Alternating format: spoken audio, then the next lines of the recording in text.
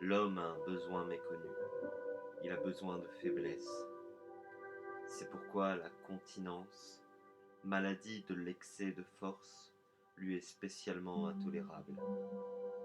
D'une façon ou d'une autre, il lui faut être vaincu. Chacun a un Christ qui veille en soi.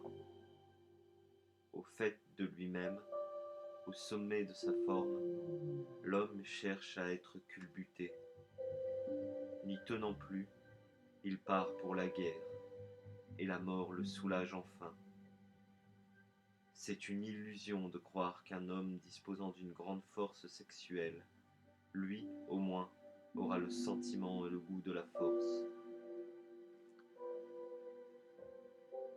Hélas, plus vivement encore qu'un autre pressé de se débarrasser de ses forces, comme s'il était en danger d'être asphyxié par elles, il s'entoure de femmes, attendant d'elles la délivrance.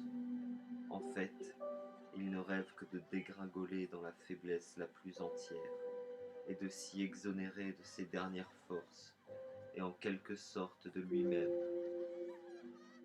Tant il éprouve que s'il lui reste de la personnalité, c'est encore de la force dont il doit être soulagé.